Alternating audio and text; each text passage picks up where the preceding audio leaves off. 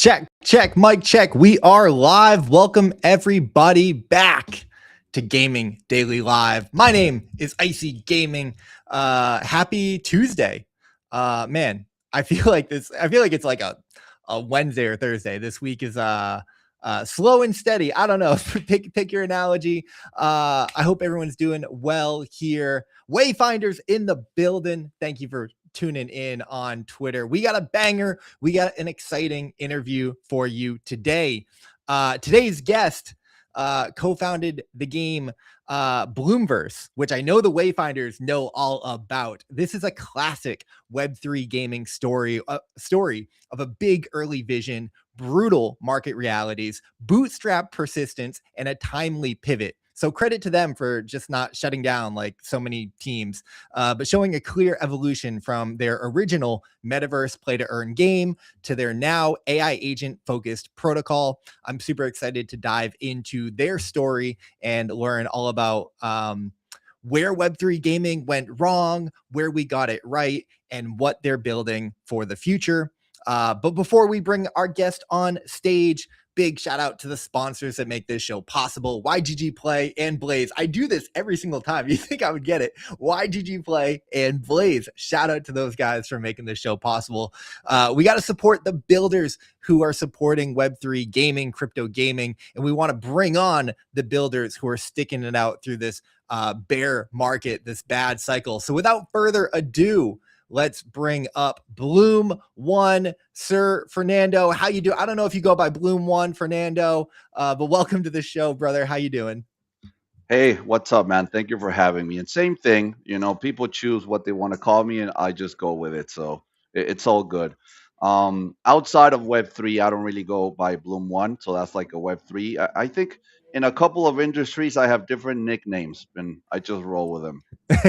Yeah, there was a point in time where like I mean my entire identity was like Icy. And I completely forgot about my real name. I'm just like, just Yeah, everyone call me Icy. It's just easier. I that's a am cool. Icy. Icy is me. It's a cool nickname. I don't know why it resonates with me being such a big Warcraft 3 player Mhm. back in the day, like a Frozen Throne sponsored player. So everything related to ice, frozen, etc. I just like it. So it's a cool nickname, man. I appreciate that. Yeah, it served me well. But yeah, I mean, your background, you were a pro gamer. Like, I wasn't gonna start there, but since you mentioned it, like, tell me a little bit about your backstory here from your early, uh, life with gaming and how that kind of evolved into you, building your own studio.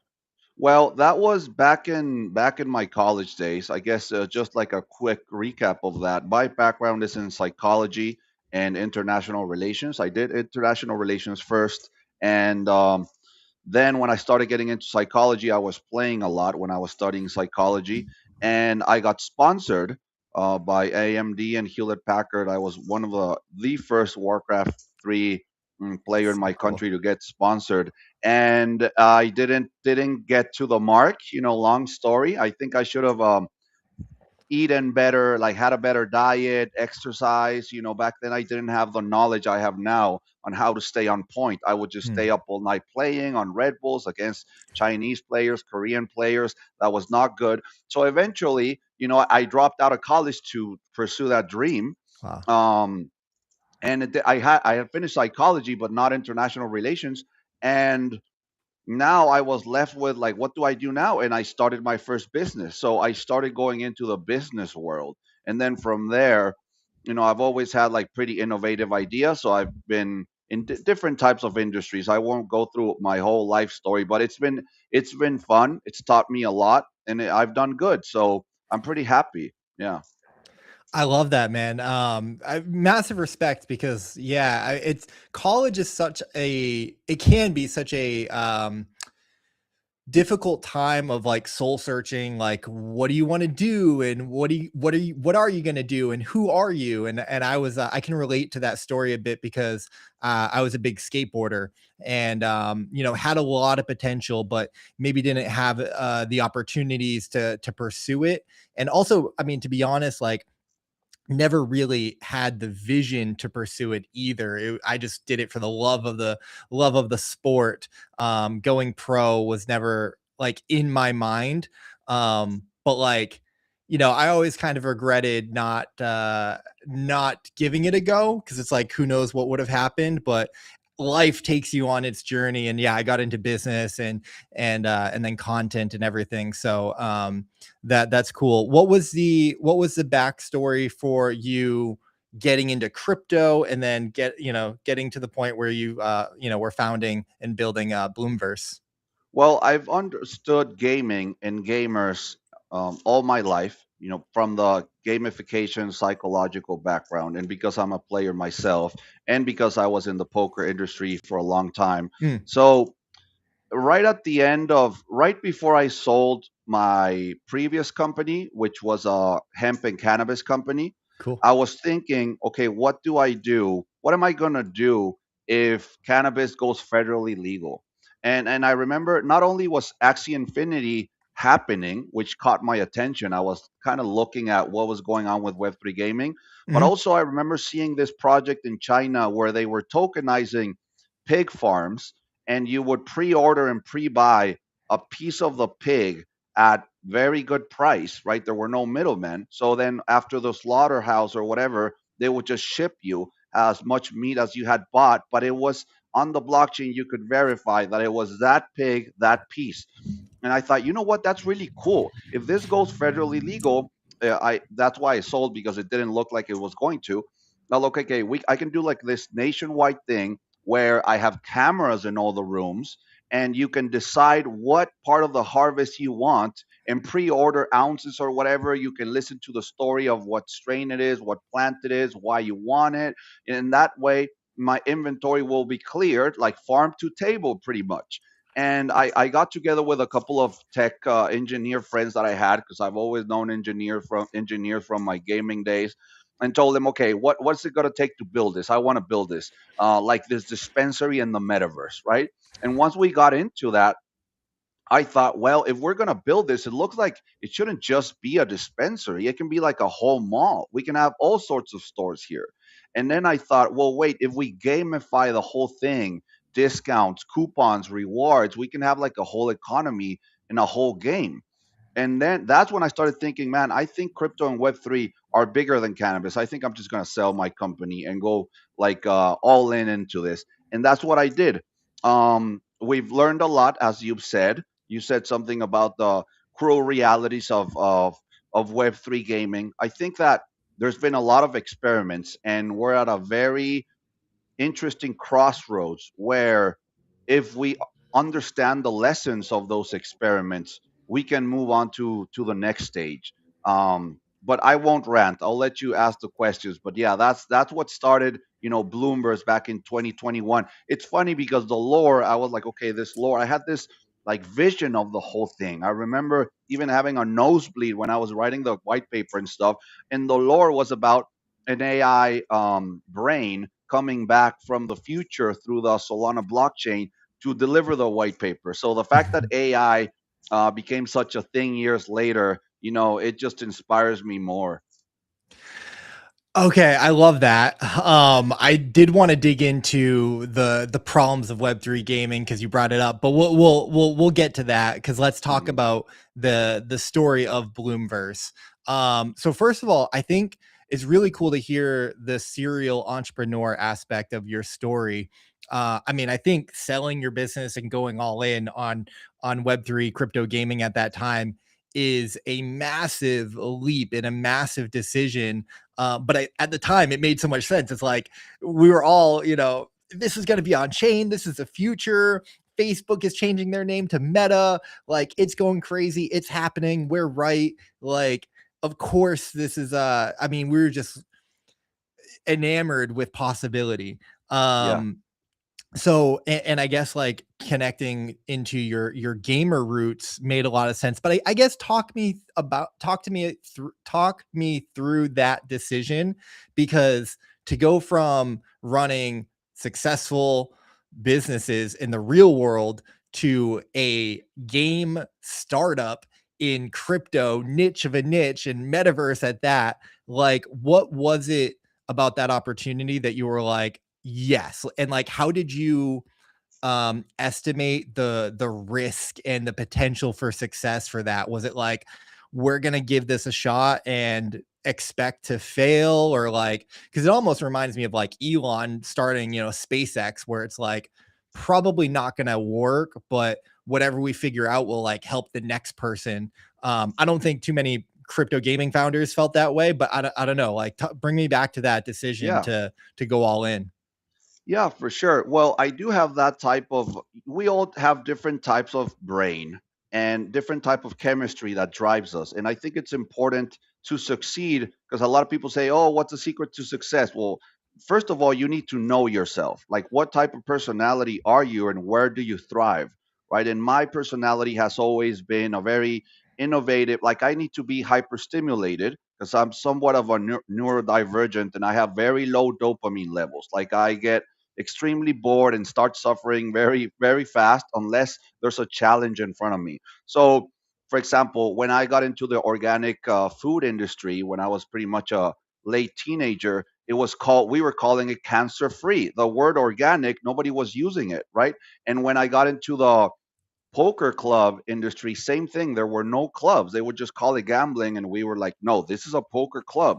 Then when I got into the vaping industry, they were called electronic cigarettes. And I would have to go to the mall and be like, have you ever seen an electronic cigarette? And Yeah. people would be like, no, what's that? And I would Yeah. start. So I like to be very early to crazy things. So that was the same thing with cannabis. When I sold my company, which wasn't at the peak, but it was a really good time to sell. Like right now, it was already a little bit boring for me. Everybody was doing it. It was now legal in pretty much every state. I no longer had that feeling of I'm doing the crazy thing and making it work. So Web3 gaming in the metaverse felt like the crazy thing and let's make it work, right? So also it's multifactorial, like you're saying. I also could see that the cannabis industry was not doing that great because the cutthroat competition, once something gets very saturated, you're gonna fight for pennies instead of dollars. So you gotta. I'm not that type of CEO, right? I'm the type of CEO that give me the impossible problem. Once everything's stable and running, then bring someone that likes stable and running. Because me, I'm just gonna be like, let's expand 5 times bigger tomorrow, right? I'm just gonna do something crazy. So um yeah, that's pretty much what it was. That's my type of brain. Not everybody's like that, but I always tell my kids, it's important to do something you're passionate about because if you're going to be like a business owner or entrepreneur, because it's going to be hard, it's going to get hard and it's going to get painful. And when it gets very hard and painful and dark, that's when only the passionate people are going to keep going. So if you're not passionate, they're going to leave you behind. You're going to be like, I don't know about this. And they're going to be like, I need to get through this. That's the difference, right? So, yeah, that's kind of that was my um I love that. decision making. Yeah. No, that's super cool. How has running a game studio, building a game, differed from the other businesses that you've started, ran, built, and scaled? Like, how has this journey gone for you? Well, it was a pretty steep learning curve. I can say that, especially at the beginning, like the pre AI era. I mean, everything has accelerated so much lately, but before, since I didn't have such a deep technical background, all I could do was hire senior engineers that I could trust, right? That wouldn't be BSing me Mm, in meetings and stuff, because I felt like when you go to the mechanic, right? Like, oh yeah, well, we're fixing the quantum catalyst and stuff. Like, how would I know if that's true, right? It's the same yeah, thing with coding and programming. So I would be like, why did we miss the deadline? Why is this not animated like we wanted? Why is the multiplayer lagging? Whatever explanation they would tell me, I would have to kind of run with it. Now yeah. it's very different, right? But so it was definitely a steep learning curve. But for me, the gamification, the psychology, and the business plan was kind of my thing back then. And you know what happened next. I mean, we're talking right when you said, I remember that because I named the villain of our story Metatron, right when they did that. When Facebook renamed to Meta, I was like, oh no, no, no, no, no. We need to make Meta the villain here. So yeah, I because love that. yeah, it seemed like we were going that direction, but Yeah. Very cool. What was the story behind funding? I know I picked up like bits and pieces, but I'd love to hear it directly from you. Did you ever raise money? Was this fully self-funded because you've had successful businesses? Like, how big did the studio, did the team get to? Like, what does it look like today? Help me understand the picture of your studio and Bloomverse. well, we've gone up and down in amount of people, and it depends if we're talking about engineers or mods, community managers, etc. Um, I think at peak, with everybody on board, we've been like 11. Right now, it's pretty much. I mean, the mods and stuff, they're still there helping us, the community managers, but so we're like a team of 5, 6, but no Mhm. one's paid anymore. Right now, we're just pushing through it with a belief, etc. We've never raced. Um, that's not that my it's not my strength to be to stop developing the business Mm, to focus on how can I talk to a bunch of VCs and talk to 10 of them per week and go through the rejection. In these 5 years, I've probably talked to 8 VCs, right? And so, for somebody that has successfully raised, they probably talked to 8 VCs in 3 days. And I don't know. It's not my kind of thing for someone to tell me why they think my business is not going to work, right? What comes to mind is like, man, have you even ran a business? Because I've ran like 7 of them, right? mm. But I don't know. So we've never raised bootstrapped. I've used my own money. We had an NFT sale. We made community years ago. We've always been very transparent about the goal and the purpose and what we're going to do with the money and what's ready and what's not ready. So that's why our reputation is good. Okay, yeah, we're down with everybody, but we've never lied about, oh, this is happening next week and then it doesn't, right? We're always been like, hey, this is for more runway. We're trying to get here. We don't know when we're going to get there. Then we launched a token, same thing. Um, Learned a lot of lessons with that. Maybe I could have treated that differently, but I really felt like AI was going to stay on top for like at least one more year. I didn't expect the market to pull us down like that, but yeah. Yeah, I mean, you and me both, brother. Mm, The whole AI agent first wave on Solana, I was hooked, and I was like, it's over. I was telling my team like, we need to be all in. We need an AI agent right now because this stuff is crazy. The singularity is here, and I mean, I still think that's coming, but it certainly wasn't in 2024. We're a bit closer to it now, yeah, but the yeah, timing getting aligned. If we had gotten Opus 4.6 in February 2024, yeah, forget about it. yeah. So that's where the ceiling was. Like the stuff Mhm. that we wanted to do with AI, that we wanted Akasha to be and do, the tech was just not there. Yeah. But now it's very different. That's why, yeah, I'm Yeah, excited. well, I want to get to that in a few minutes, but before that, like, let's talk about Bloomverse. What do you think that you guys got right, and what do you think, like, what do you think maybe you got wrong, or were just too early on, or maybe like some of the lessons that you come away with reflecting on Bloomverse, because I think the idea was great. I remember, Mhm. Spike and Wayfinders, and I jumped in at one point. The game was really fun. It was, maybe early. I think the metaverse like narrative, at the time it made sense, just like AI agents like making sense. But then we kind of woke up to the idea that, maybe not. So I'm curious, kind of how your thesis evolved over time of like building Bloomverse and seeing the reaction, and did you guys think that there would be more support from the Web3 gamers? Were you ever thinking of, no, like, the crypto people, it's too small, we want to go, traditional gamers and launch on Steam and all this stuff? Like, kind of what was the retrospective, how you look at, the story of Bloomverse, after kind of launching and gaining traction and trying to go to market? Well, I did think that there was going to be more of a financial effort Hmm. towards making Web3 games more and more web Web2 feel, right? Like I've said for years, like you cannot have connect your wallet as a um barrier of entry to something. Yeah. Like what is a wallet? That's the reason I wouldn't even test my competitors, because I was like, I don't have time to make a burner wallet to connect to this thing that I don't know if it's a drainer, right? Maybe months later I would hear it's a great game. But so anyways, I did expect that. That didn't happen.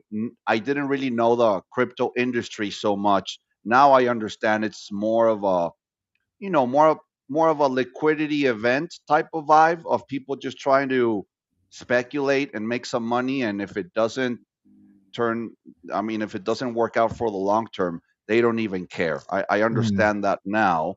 Back then, just like now, I have my own vision of where we're going. Where do I think we got it right?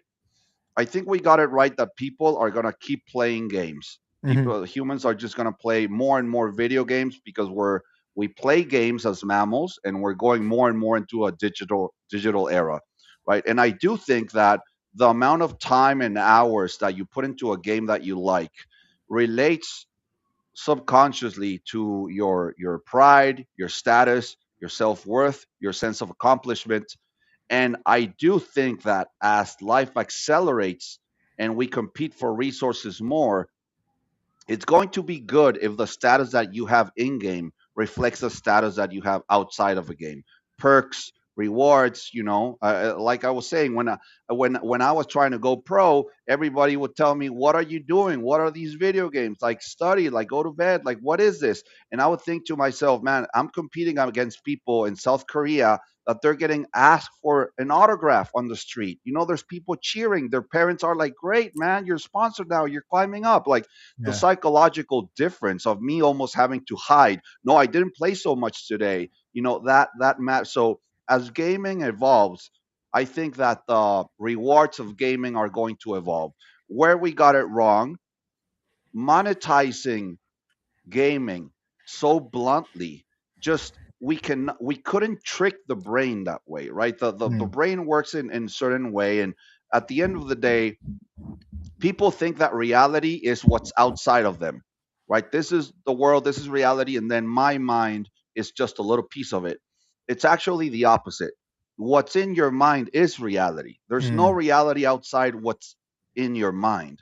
So yeah. marketing and selling people stuff and convincing people to form a habit, it's all about changing their mind. And the brain functions in different ways. Making money is not the same neurological pathway as gaming. It's Yeah. almost like when you try to put them together, it gives you like an ick, right? If you Guy, which is my partner, he's part of the project, has been advisor for years. He gives an example in one of his books that if, let's say that, I don't know, does your family have like a dinner or something once a Of year, course. maybe your grandma? So Y- let's say your grandma or your aunt, I don't know who's in charge, right? But there's usually someone, uh, um, typically a matriarch, in charge of that, right? So if at the end of that day you would give her like an envelope, "Hey, we all pitched in $10 per person for what you did, thank you," that Mm, that would almost be insulting, right? Like, what do you mm, mean? Like, I don't do this for the money. I do it for the right. family. I do it for love.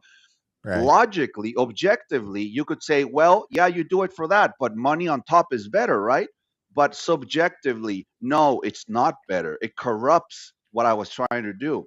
Hmm. So we billions of dollars, Animoca, etc., were not enough to trick the mind, to trick reality into believing that gaming and monetization like that was going to work. The play to earn.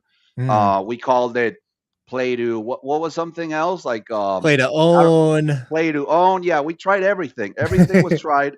It's Yeah. just not the not the. I was thinking this the other day. Like, let's say that you were playing a Web3 game, and you spent $2,500 on a sword, right? And the more you kill with it, and the more battles you survive, the more unique it becomes, right? Mm, And it comes to the point that it's worth $100,000, and there's liquidity backing that. There's $100,000 in liquidity for that sword, and it's yours. Only Icy has it. And let's say there's a caveat to that. The liquidity is locked. You can never sell it. Hmm. Never, never. It's not sellable. Would that take away from your pride of having being the owner of that sword? No, I don't think so. No, right? Yeah. So, but at the same time, let's say it is tradable and it Mm, can go down in price and it can go to zero tomorrow. yeah. Would that affect your psychology of whether you should sell it or not? You see what Yeah. I mean? Yeah. Yeah. So it almost takes away, like, it would be more fun to be like, I am the owner of this 250K mech. Well, you can't sell it. I don't care. I have it. It's worth 250K and you will never have it. That's different. So I think that direction, I think those are the lessons that we've gotten. Like, if, at least for me, that I'm still trying to push this gamified future that's related to brands, to stores, to perks, to airport lounges, to concert tickets, it it has to be a different angle. But I do think it's going to be something. It's going to be the future of gaming. Yeah. Yeah, I am inclined to agree with you, Bloom one, because or Fernando Bloom. I think in many ways the cardinal sin of Web3 gaming was play to earn. It was this idea that everyone can win. As much as like we wanted that to be the case, it feels good. Wag me, we're all gonna make it. You're early. This is alpha. You know, it clearly just wasn't the case. It wasn't the case whatsoever. And you're right. The once that incentive is introduced, it completely flips the intrinsic motivations and experiences. A shout out to Kevin Lambert from Project O and Origins, you know, another incredible game designer who has shared this concept. It's very well documented. So I'm in full agreement with you. And it's interesting because I've been talking to a lot of studios and a lot of founders, and more often than not, like a lot of the projects that have shut down because they were VC funded and they had to, you know, launch a token and they had these contractual obligations that they had to abide by that were not in the best interest of the studio, the game, the players, the community, and whatnot. And, you know, unfortunately, they had to do it and it didn't work and they're out of money and they're not able to continue.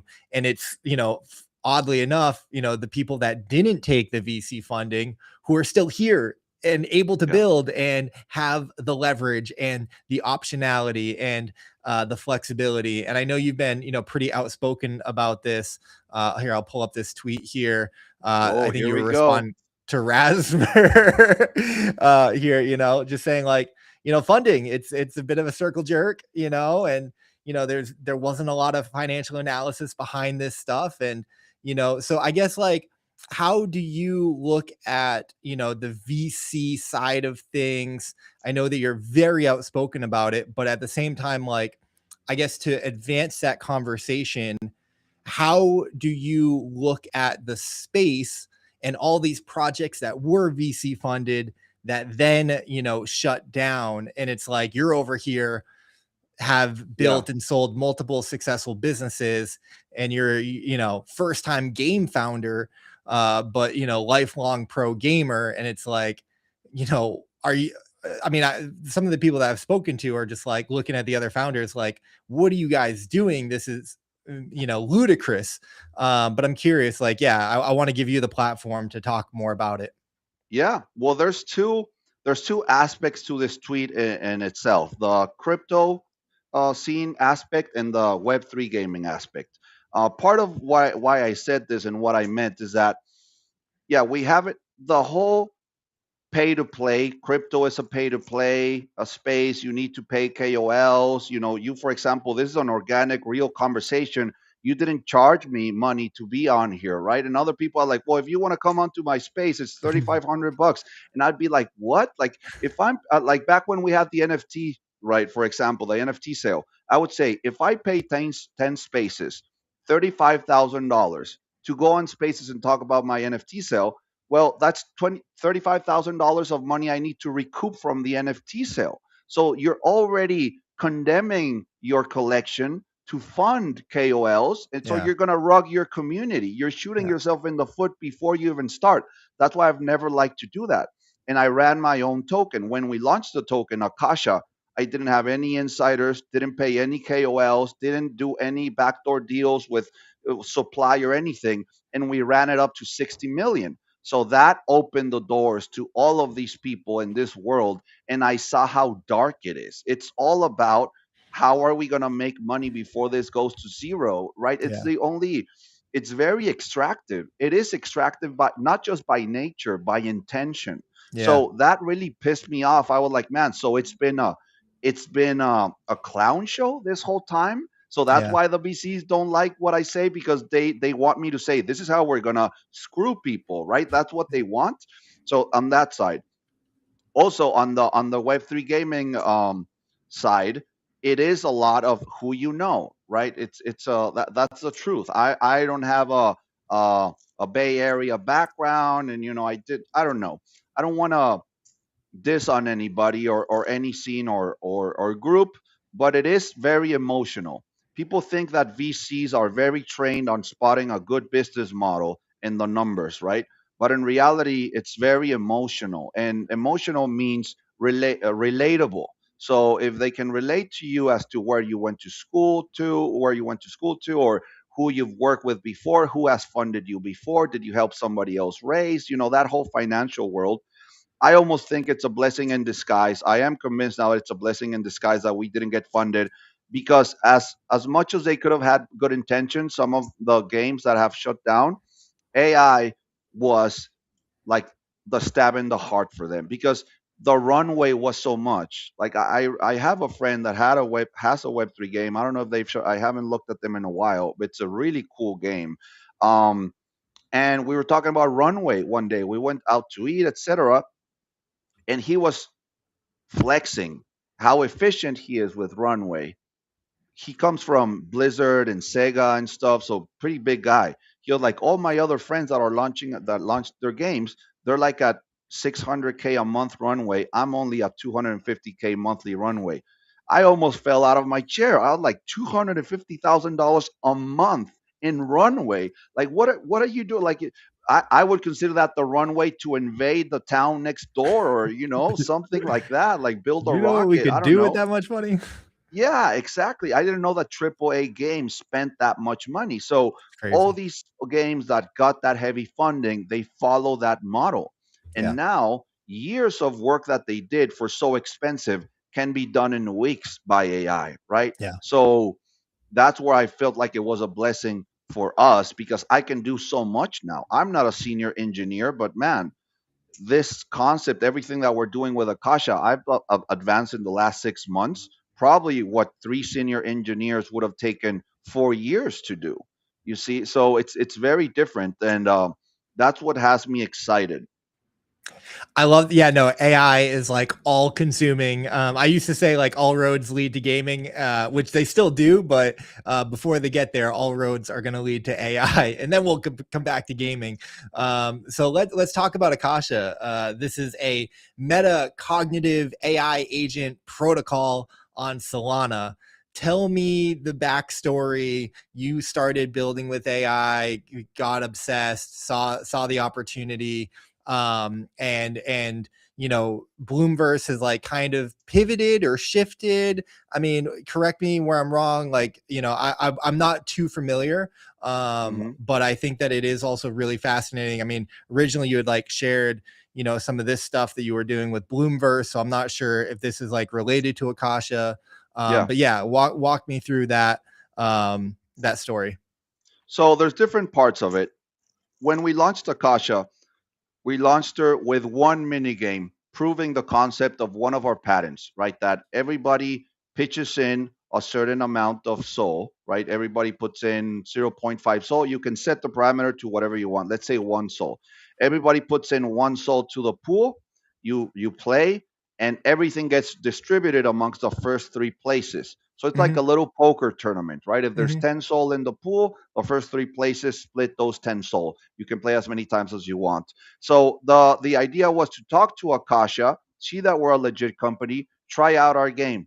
So at the peak of that, we had like 20 daily players and 1,800 people talking to Akasha day in and day out, just about whatever, just as an AI agent. That's when I thought, okay, this is obviously a gaming uh, initiative, but this AI agent thing, it's going to get way bigger than people realize now. Now they're realizing it, right? But back then, it was pretty new. Um, so that's when, what does that mean, metacognitive protocol? We started having a lot of ideas on the workflows and the combinations and the different psychological connections that we can make if we want to how to connect different neural networks to perform or give certain outputs. And I wasn't willing to let all the other big funded companies do what I wanted to do. Hmm. Just they probably will, but I did patent it before, so that's what I did. All of my ideas, I put them into claims, and then I patented them in the US. So that's what the when you read metacognitive protocol and quantum integration, dynamic decision making, those all relate to the patent. After I got the patent in, okay, back to speaking here, but I would be afraid of saying this kind of stuff here if it weren't patented, right? So then we thought, okay, I thought going back to the same thing, it's very expensive to develop a very complex game, very, very expensive to get it to AAA levels. And even there, it can flop. Inside or outside of Web3, it's a $40 million gamble. That's obviously more than I can chew. So, what are we going to do here? So, what I've been doing, that is, okay, what if people in the future build out Bloombers? Like, Bloombers is going to be just this could be or could not be interconnected different games for a specific purpose. It can be a brand game to promote a brand, it could be to promote a podcast, it could be to promote a token, it could be for whatever, it can be just for your friends. So, how am I going to differentiate myself from everybody else that's using vibe coding to create games? And what we're doing with Akasha is teaching her config instead of code. So Akasha, which is right now powered by 3 Opus 4.7, when she's building out a game, she's not, which is what you showed there, for example, a scene, she's Hmm. not generating the code like in the 3GS, etc. She's configuring a Unity game. She's becoming like this expert at Unity, where if you say, I want a tower defense that has wizards and orcs, etc. So depending on her library of assets and all the mechanics and collisions that she knows how to use, she configures it and gives it to you. The difference is that she's not giving you generated code that now has to be analyzed by other engineers. She's giving you a Unity game that's already compatible for WebGL. It's already compliant for the Apple Store. It's already compliant for Steam. So we're slowly getting to that, making Akasha a volume driven game creator that can output really good quality Unity games for now for people. That's wild. I like that. So okay, so Akash is almost like an AI agent Hmm. protocol in and of itself that people can use to build games and mini games. Is that easy She way to can be sum it up? used to whatever, but I'm keeping the Bloomberg's lore and everything together. I mean, we did, for example, create the agentic trading workflow that was using the Akasha workflow. Also, that was for perps. So we had a website, we had, and it gives you perps calls like short SUI here, long Bitcoin there. Works really good. It had like 80% win rate. It can be used for any. I use it myself for my other companies. I have a manufacturing facility. We're about to launch a gaming energy drink, so I use her for that, right? Game video creation ideas. She can be used for anything, but people wouldn't like that. Back when we had the token, I would go on spaces and people would ask me, "What can Akasha do?" And I would say she can do anything. That's not what they expected, right? They wanted me to say she can do Excel or she can do videos or she can do clipping. They wanted me to say something, but that's like asking. someone at OpenAI, what can ChatGPT do? Well, I don't know, man. Whatever you ask it to. So here, like right now, the gaming Akasha is three clouds, three Opus 4.7. So what can three Opus 4.7s do? Almost whatever you want, right? But Yeah. I'm kind of fine tuning that workflow for Unity.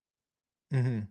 Very cool. Very cool. I've been doing a lot with AI. I've been testing out all the models. I'm running my OpenClaw. I know you've been doing OpenClaw, Hermes, whatever, however people Hmm. say it.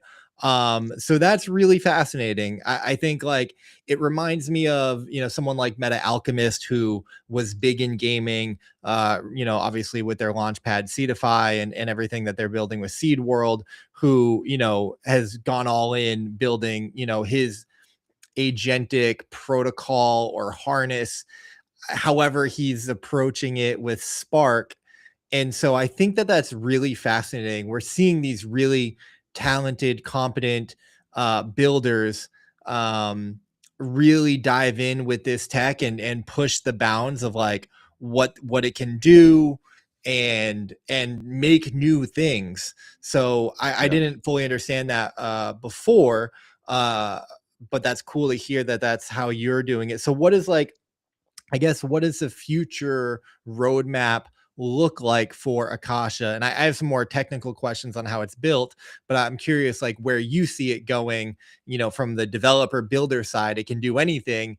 Is it something that people are then using, and then it funnels back to the token? You mentioned the brand and stuff like that. Like how does this play out over the next 6 to 12 months in your mind? Well, that's two different areas. I'll answer them one by one. One is Yeah, like my the apologies. I roadmap always have for. this like No, bad that's habit of fine. like asking so No, no, many no, you're questions. good. I mainly say it for myself because that's how my mind works, like AB. Fair. So the when it comes to the roadmap, the next 6 months, etc., I'm working more and more towards a publishing pipeline.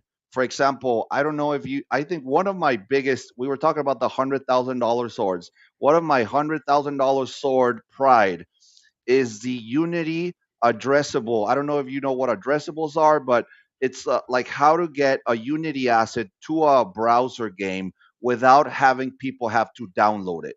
And that Mm, you do that through something called addressables, which is the game calls for the asset from the cloud in real time. So that sounds very simple, right? You get a Unity asset and you put it up in the on the cloud and then the game pulls it. Sounds simple.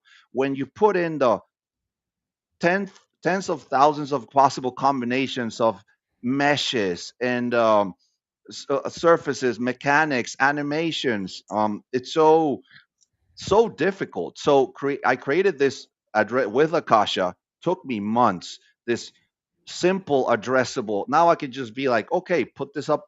It just goes directly, easy. So okay, that brings us more towards you saying, make me a tower defense game in runtime on the browser without you downloading Unity or anything, and her mm, doing it. So and then okay, now make me a Sedans trailer. She makes if you say make a trailer for my game, she uses Sedans too to make a trailer for your game. If you say, put me a video here of X, Y, and Z, she uses Grok Imagine. If you say, okay, now I want an ASMR sound effect when this guy jumps, she uses 11 Labs, right? So you were talking about, well, I won't divert right now, but I'll get back to that. So the point is that I'm building more and more towards that being publishable. The game is yeah. ready. Do you want it on Pump Fun? Do you want it on Printer? Do you want it just your private link? Do you want it on Steam? Do you want it on the Play Store? Do you want it on the Apple Store? Or one day, do you want it on PlayStation, right? Maybe a Mm, year from now. So going back to now, I'll touch on what you were saying. Some people put all their money and all their eggs into training their own LLMs. Some mhm, people are putting all their eggs into the basket of coding their own game engine, like Unity, mhm, Unreal. My eggs are in the basket of teaching the best LLMs in the world, like Opus 4.7, connected to several of them, etc., how to use tried and proven game engines like Unity and Unreal. I'm not going to reinvent any wheel, right? I'm just going to put them all together so they mm, talk to each other and can build things. So now on the token, So now you know what the plan is. Yeah. The token, you can consider it the business model. And by the way, if you want me to share my screen and show you a little bit of Akasha what I'm talking about, I'm happy to. Yeah, But feel free if you want. That's fine. But yeah, continue. cool. So yeah, what the token is more, I want to link it to the business model for Mm, myself and for the holders. I'm a big holder of the token. You know, when the token was at all-time high, etc., the market, I even fired the market maker because or market makers because I was tired. I thought they were being dishonest. Now I know they were not. When they would tell me, dude, what you got to sell tokens? Like you got to sell your tokens. I was like, no. And they're like, are you going to get buried with your tokens? Because this is going to go down eventually. I didn't believe them. And yeah, so yeah, it looks like I'm gonna get buried with my tokens. But you know, I have the pride, and I feel good that I didn't. Even though we went down with the market, I didn't dump on my community. I'm yeah. still the biggest holder by far. I have more now than what I had at launch. So Yeah. I want to tie all this to the business model, the token to the business model. One idea. That's why I'm making it clear that it's a business model because business models can change in 2 hours. Hmm. The idea is that if this starts taking off, then if you are an AKA holder, you get discounts, you get early release stuff. You know, like if you're really using our product, you might as well have a couple of million of AKA because it unlocks a lot of stuff. And that way, you know, people will be coming in and out. But if you want the discount, the membership, you'll see it here. Let me open and share my screen. Okay, where did the meeting go? Right here. Okay.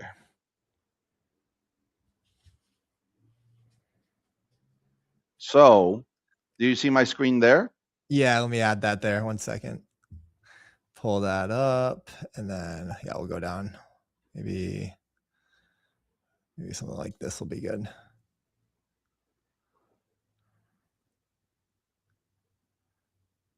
Or maybe here. Try and get that a little bit bigger there.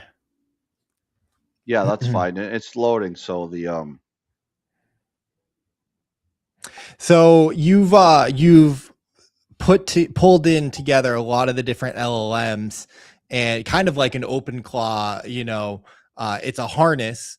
And so would it be correct to describe Akasha as a bit of a harness with your own parameters and routing, and it's pulling from the best tools possible to make this engine work. You're not reinventing the wheel, but you are designing your own wheel with the best parts available.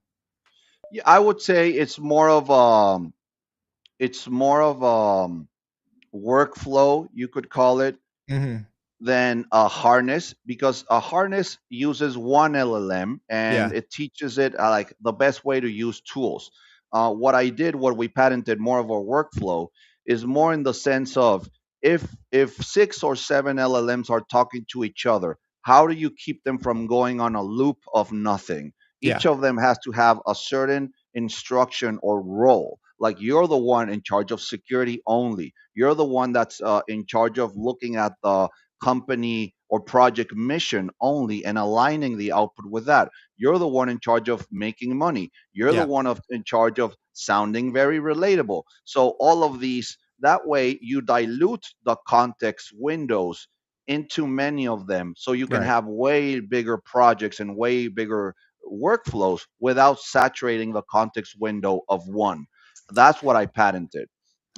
Yeah. That's cool. How are you making it work behind the scenes from an economical standpoint? Is it just like I guess my question is, does this scale? Because, I've again set up my open claw. So I've got my, Claude API, I've got my Gemini API, I've, OpenAI, I've got free open source models that I'm running on my Mac Studio. So, and I've got different agents configured to different models for those tasks and whatnot.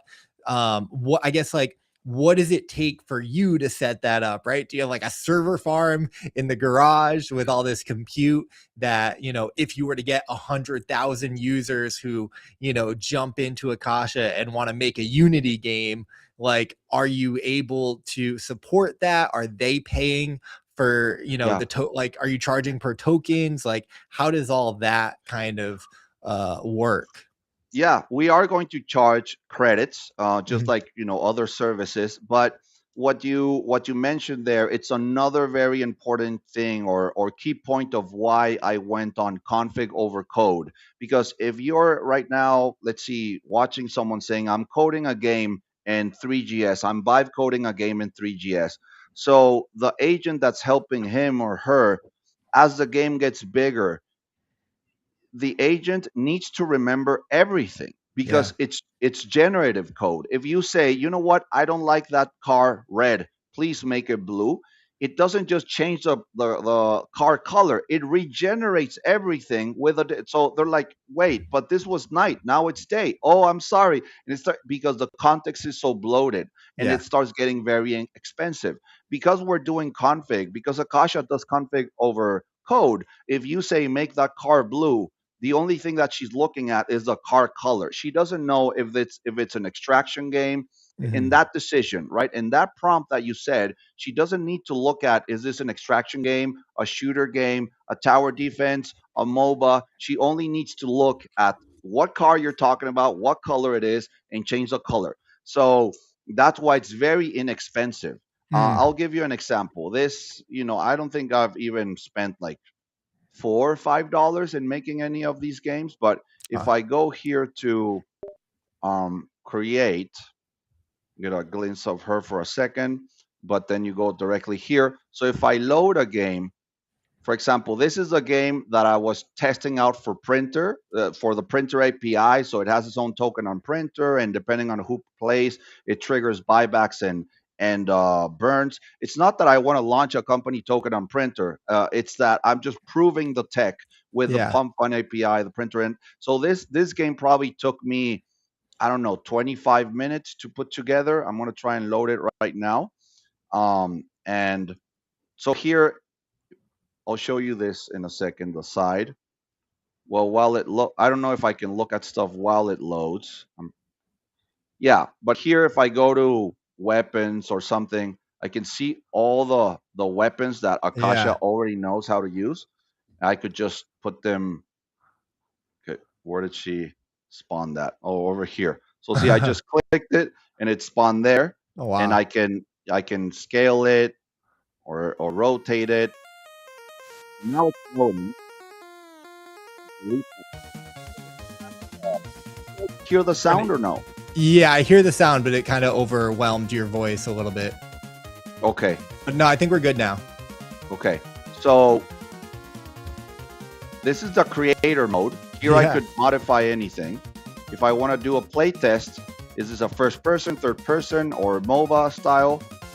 Third person. And here, this is an original 3D asset that Akasha made. She can also just make 3D assets out of nowhere. You can use a reference image or no reference image. This I did with a printer logo. So, just a little sample of what you can do in a couple of minutes, just asking her stuff. I think this was Wow. like 5 prompts or something. Wow. So, yeah. Yeah, And that's pretty for, wild. That's pretty wild. I mean, we've seen a lot of AI gaming. I'm big friends with the guys over at Remix and Sam.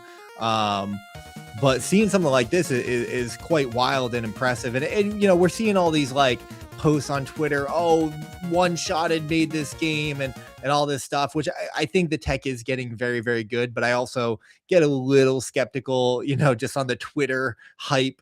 You can't you know very well you can't believe everything that you read on Twitter. yeah. But man, that just seeing that is crazy though. Like a real live demo and seeing what's possible is wild. I guess, like, how do you envision people using Akasha? Who is this for? I mean, I could come in and make my own game, which would be really cool. I know there is a strong AI gaming, prompting, vibe coding game cohort of people out there. Yeah, we're actually going to have a few people on the show later this month who are vibe coding games. But I guess, like, where do you see this kind of going? Like, is someone going to make, the next great game with this? Does this kind of sit in an indie, like, Fortnite engine type of category. Yeah. Um, I mean, you said So, and you can use Akasha to do anything. So I guess like I mean, it's really impressive. But I guess how do you see that evolving? well, I'll separate that into three things. The first is when you say creating a great game. Well, at the end of the day, great is relative in gaming, right? Because if Mhm. it's something fun, it can be great, something great for everybody in your town, everybody in your school. Maybe you're a teacher and you made a game that's great for the school because you gamified learning, or maybe you make a game that actually goes viral worldwide. Like, what is a great game, right? People Yeah, try to think that the better the graphics, the better the game. But we just saw, you know, why is Marathon flopping while Ananta is going crazy? It's not yeah, because of the graphics. They're both good graphics. It's just that some games are more fun than others. yeah. So this what I'm trying to do, what Akasha can do is games for anyone. And that because right now vibe coding a game, it sounds simple, and people on Twitter make it sound like they're just prompting, but you need to know a lot. It gets a little bit complicated. You hit bottlenecks and ceilings very fast. You can Yeah. get frustrated if you're not a developer or an engineer. You can't do it. So Mm. what I'm doing here, what Akasha can do, is really just to anyone. It's actually voice, right? If I go here and allow Akasha, can you hear me? Let me see if it works while I'm in because maybe since I'm in the The call. podcast with you, Yeah. yeah, it already took my mic. But you can just talk to her, right? You can just Yeah. be like, make me a Japanese village or whatever. Oh, yeah, that gave me a little bit of conflict. Are we still there? Can you still hear me? Yeah. Yeah. I can hear you.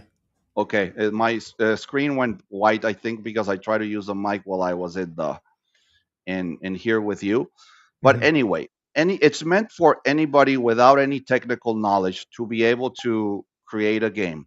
Now, where is that? And to be able to publish it very easily right now, you can already publish it to your own private link of the Mhm. game, and then you'll be able to publish it. Obviously, you can already publish it on Pump Fun with a trailer, etc., printer, and you'll be able to publish it in phones and maybe downloadable games in the future. Like, I don't know, so it's meant for everybody Yeah. to be able to make a game or edit a game. Grab a game that's already made, and if you put there, people are allowed to edit my game. They can take it from there. So maybe it's a collaborative thing. What I learned is that when it comes to when it comes to this type of stuff, it's better to let the community and people do whatever they think about instead Mhm. of you trying to figure out what's gonna go viral. You, Yeah. you know what I mean? The third thing I forgot. I'm sorry. No, it's good. It's good. I forgot we were on three as well. That's really cool, Fernando. Thank you for sharing. Very cool vision, very cool demo and use case for it. I guess like what are the next steps for Akasha? It's still, password protected, not really public. Are you going to be, working with a small cohort of play testers and developers, or opening things up, closed alphas? Like what's the future of Akasha look like? Yeah, I think I'm close to opening it up. The thing is, I want to. Hmm. It's because I always run into this as a founder, this dilemma of how perfect do I want it to be Hmm. for launch, and I Yeah. know it's important to be the first in a category, which would be voice to finished publishable game. But every day I add new stuff. Yeah. I make it a little bit better. Like, I don't know, for example, I don't know if you noticed, but right now that I showed all the assets that she can make, some of them look pink, right? So, or some of them don't load. So, Yeah. maybe people wouldn't care about that. Some of them are white, so maybe they shouldn't even be there because the ones that, like, for example, some already have color and everything that comes from Unity. Some of them, she also uploaded the ones that are not finished. So that's like Yeah. a so do I fix all of that before launching? Like, it's always a battle in my mind. Yeah. when is it going to be ready? I don't want people to get stuck. Oh, this doesn't work. So I need to put myself in the user's shoes. Okay, can I use this easily? But Hmm. very soon, I guess the short answer is that soon I'll let people start playing around with this. I also want distribution. Like if you come and you make a game, I want to be able to give you options of why are people going to see it. Are we going to uh, are we going to help you broadcast this? Are we going to amplify your message? If it has a token, are we going to retweet it? Delicate because that's a little delicate. So I'm trying to have it seeker ready for starters, for you being able to publish your game as a DApp on the seeker, on the Solana mobile, the seeker 2. Yeah. So that's where we're at right now. I think that's my next step. And I've been focusing on trying to win hackathons, to be honest with you. Um, we did the Pump Fund hackathon, and right now I'm doing the Coliseum hackathon. So, Yeah. you have to put a lot together to get that ready. I love that. I respect that. Thank you for the demo. It's really cool. You mentioned Solana and Seeker. I guess I'm curious, how do you feel building on Solana in 2026? I feel like, shout out to Jorge, who does a lot of the Solana gaming marketing, but I feel like I don't see a lot of support for Bloomverse from the Solana ecosystem. And arguably, Solana hasn't been that supportive of their gaming ecosystem. I think at times they've been good, at times they could have been better. It ebbs and flows a little bit. And I know that's something that Jorge has put a lot of work into, and it has progressed, meaningfully, maybe over the past 2 years. But Yeah. I guess I'm curious from your perspective, a builder building on Solana. You've been on Solana the whole time. You're still building on Solana. You're still bullish there and planting your roots there. So I'm curious, like, about that experience and your perspective. Yeah. So that's a good point, and it brings me back to something we were talking about earlier. One thing, I think in business and everywhere in nature, it's pretty much a universal law. Things tend to favor whatever is more viral, more mimetic. Wherever the acceleration is, it's going to Yeah. continue to accelerate. And crypto, it's becoming more and more like the crypto Twitter, all that. It's becoming more of a casino, right? That's the truth about making money here and there. That's going to keep accelerating, and trying to hammer Web3 gaming into that is just not going to fit. We can try to keep convince people to put ketchup on chocolate cake.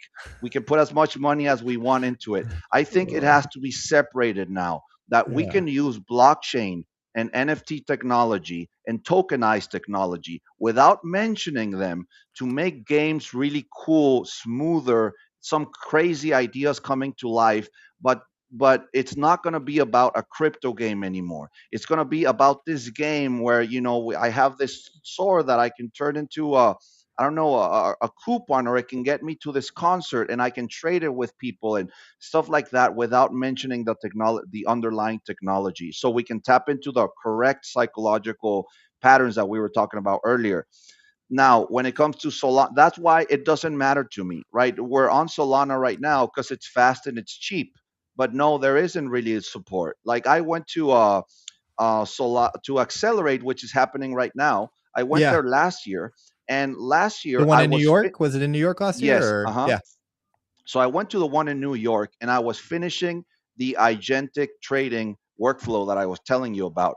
It's funny because, like I told you back then, I was telling everybody perps meta, perps meta. They would look at me like perps. No, meme coins are coming back. I was like, okay, now they're talking about perps meta. I'm not on the perp thing anymore. I'm on Akasha. So it's always been a battle for me to, match my vision with what's Mm. happening right now. I tend to be a little bit like fast forwarded.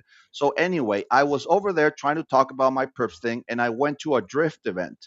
And at the drift event, the president of Solana was speaking, and that's when she said, "Oh my God, I'm so relieved that we don't need to talk about NFTs and gaming on Solana anymore." Like I would be embarrassed back Yeah. then to say that we would support gaming, and I was sitting there like, "Wait, what did she?" I thought that was gonna get clipped. I thought it was gonna be big news. I came back and I told people like, "Hey, it doesn't seem like the foundation cares about gaming. I heard the president say this. I don't know if people believe me or not." a year later, she actually tweets it. You saw, I'm like, well, I knew this, guys. Like, I knew this. The future of finance is what's coming. And I didn't appreciate like the arrogance of that week. And then the drift hack happened, right? So, everybody, I don't know, everybody carries their own cross. I don't know if that taught a lesson, or is that a lesson in community or loyalty or karma. I don't know. I don't want people getting hacked. I'm not endorsing it or whatever. But yeah, I don't feel that support, and I support Jorge. He supports me. I think that they still have this window open in case gaming. They never know, almost like hedging. Yeah. But for me, it's going to be more about um, user generated content, and Yeah. yeah. Hmm. Respect. Shout out to Ghost Cat Joypad in the Twitch chat, who is building on Solana and or was on Solana and is building a game. And he says Solana has always been bad at supporting real projects, and he says he's the biggest shill for Solana too, but it's hard to ignore the real support from other chains. And also shout out Sam in the YouTube comments. I appreciate you. Fernando, you've been incredibly gracious with your time.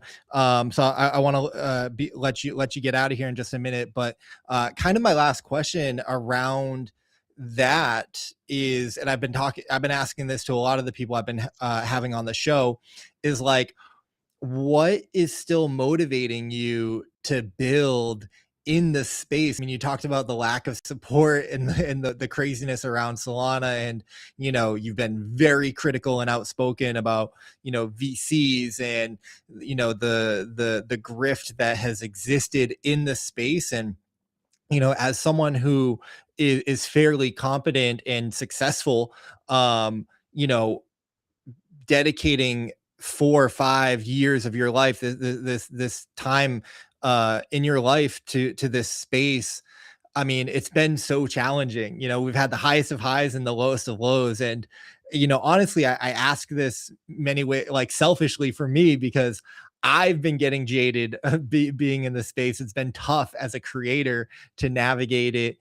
I love so much of the industry, the technology, the passion behind indie game development, people just trying to make something cool and like give entertainment and fun to other people and create opportunities. I know so many people have the right intentions and good intentions, but no good deed goes Yeah, uh unpunished. yeah, unpunished. Thank you. So I'm like, and my job is like, nowhere near as difficult as the game developers and the founders who have to navigate treacherous waters, token launches, smart contracts, technology hacks, game development, all the thing, community backlash, Twitter, and you've done a really remarkable job of having a voice and having a presence and being outspoken while managing your team and building and trying to be ahead of the curve and everything. So like, one, like, I know there was a lot there Yeah. as I do, but how have you done it all, and how have you not like gotten jaded, and how do you stay motivated? Well, I'll talk about motivation now because the history, there's been a lot of ups and downs. I definitely had a really good experience launching and running the token to where it was, building so much community, etc. Unfortunately, I round tripped it, but still, it taught me a lot and it got me really hyped. And that was one of those moments that I was like, I'm going to make this work. I'm going to find a way. And yeah, I probably spent, I don't know, $9,000 in my marketing strategy to launch the token, and it just blew everything else out of the water. So I was really proud of that. I've done that several times in Web3, so it's taught me a lot about marketing. What was And it that was successful with that spend? I'm curious. well, I'll tell you a little trick from back then. One of the things that really worked. So the distribution is what's very important, and I had been studying and being involved in the trenches for a while. Mm, Why do tokens run? At what time do they run? Why do mm, people buy them? Why do they sell them? Why they got etc. So one thing that back then was extremely important was that you would see them on Axiom, or I don't know if Axiom was out already, but Photon and Bullix, etc. So I would notice, I started seeing that many times when this like cryptic Asian token was going to get launched that ran, there were always people that would launch fake ones. So, Yeah. like hours before, they would start launching the fake one, and everybody would be like, "No, that's a fake one. That's a fake." So it was like a little game of finding the real one. And I Mhm. found myself many times trying to find the real one without having any knowledge of who they were, what they're doing, some little Chinese letter. I don't know what this token is, but if there's 20 fake ones, it must be something good. So I grabbed a couple of team members and I said, okay, 24 hours before launch, you guys are gonna start launching fake ones. Like I want Photon filled with Akasha, right?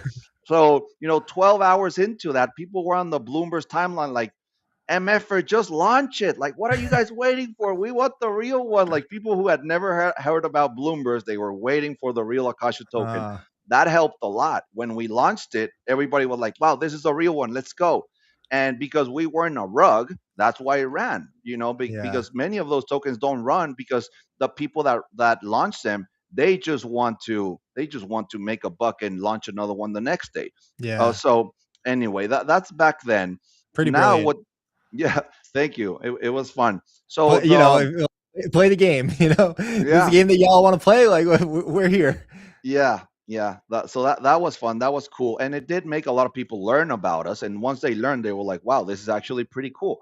Mm, And now the truth is, like, I know why, for example, the Solana Foundation isn't super interested in gaming. It's because they know that everything is going to be on chain now. Like 10 years from now, every protocol, all financial movement, everything that needs to be trustless and fast right. is going to be on the blockchain. And Hmm. Solana is way better positioned for that than other blockchains. So Right. that's why, they're thinking who's going to get the central banks to, trust in our stable coins, etc. That's what they're going after. It's a thousand Yeah. times bigger than gaming. I get it. Yeah. So why am I still building here? Because it's the same thing for me. If right now, the other day, just yesterday, I tried to get some money out of PayPal to my account, and it's blocked for 24 hours. And I'm like, well, what are you talking about? Like, what do you mean? Like, this Yeah. isn't so. Yeah, everything's going to be on blockchain and stable coins, all of that. Those railways have the speed that the future needs. So it's important for anybody that's building technology to acknowledge that blockchain needs to be part of their infrastructure. That's why I'm still here, and that's why I want to be at the forefront. From your side, I get it, like a Web3 gaming stream, etc. I do think that right now there's this a lot of gamers and artists, well, not game, maybe political gamers and artists are anti AI. But at Mm, the same time, there's a big AI artist, AI developer, etc. community forming. So it's kind of like this taboo kind of thing. So, if you start to kind of meld a little bit, like, yeah, Web3 games, but also AI artists and also AI games. And, I think that could be, I don't know, a potential good combination for you to start, because I can empathize with where you are, that this game, like if a game approaches you, we're launching next week, you're probably either so scared of what if you promote it and it's a rug. You see what I mean? It's yeah. yeah, I know, man. Yeah, I turned down most deals because of that reason, and I thank you for that advice. I think that's spot on. Being early to where the puck is going, which many of us thought was the case with Web3 gaming, but I think we're maybe a little too early, and being early and being wrong are the same thing sometimes. Yeah. But yeah, you're right about this AI trend. That's not going to stop. That's not going to slow down. So being early to that